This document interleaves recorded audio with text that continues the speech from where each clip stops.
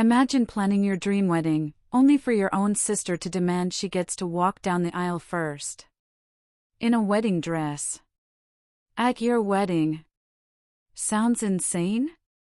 Well, wait until you hear how this bride turned her sister's twisted fantasy into poetic revenge. My story starts long before the wedding. I'm writing this on my honeymoon, still soaking in the aftermath of a revenge I never thought I'd be capable of. My sister was always the favorite, not in the we both got love kind of way, but in the I got punished for existing way. If I got a perfect grade, it was ignored. If she got a B, they threw her a party. If she accused me of something, no proof needed, I got punished. If I had proof she did something wrong, they'd still find a way to blame me too. Birthdays? Hers were catered. Mine? Had to be flavored the way she liked. Vacations? Went where she wanted. Her needs always came first. Mine were always second, if that. Things got worse when she lost her friends in school, and noticed I had some. Suddenly I wasn't just the ignored sibling, I was the enemy. She lied to my parents about my friends, and they believed her. One by one, I lost them.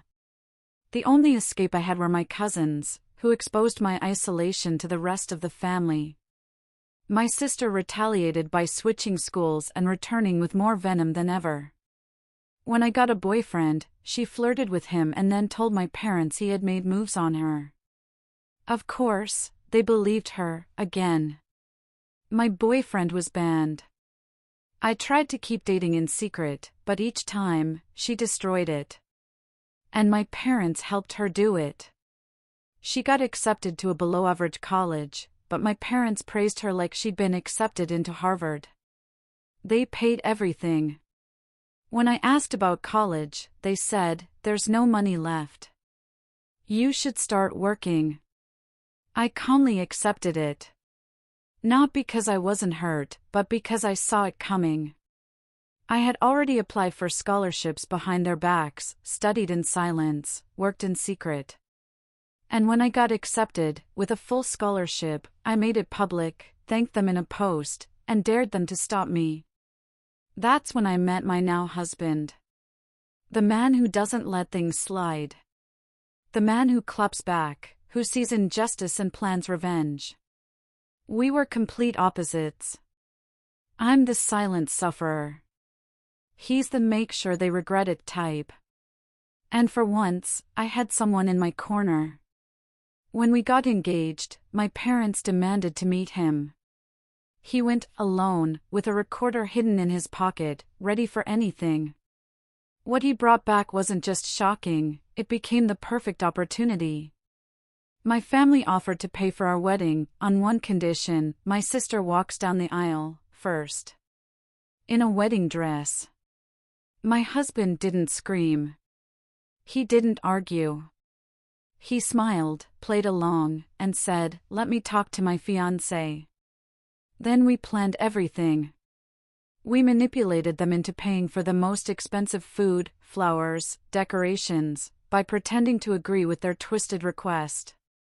We had security hired, instructions set: do not let my sister into the venue. My dad stood by the entrance, waiting, not for me, but for my sister. But when the music played, I walked in. My dad stammered, left the altar, picked up a call from my sister outside in her own wedding dress, screaming to be let in. Security followed orders. Guests whispered. My mom vanished. I kept walking. Someone asked why my dad left. I whispered, tears in my eyes, he said it wasn't supposed to be me. It wasn't acting. The pain of abandonment still stung. Outside, my sister was screaming, crying, throwing a tantrum. My parents threatened security, called police. It didn't matter.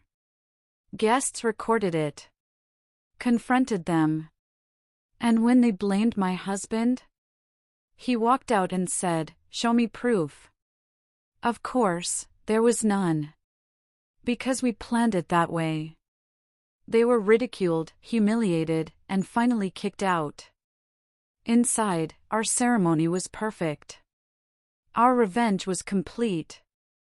And our wedding? Paid for in full, by the people who tried to destroy it. I never thought I'd fight back. But sometimes, the best revenge is taking back your happiness. And thanks to my husband, I got the wedding and the justice I always dreamed of. Subscribe for more stories where karma doesn't just knock, it kicks the door down.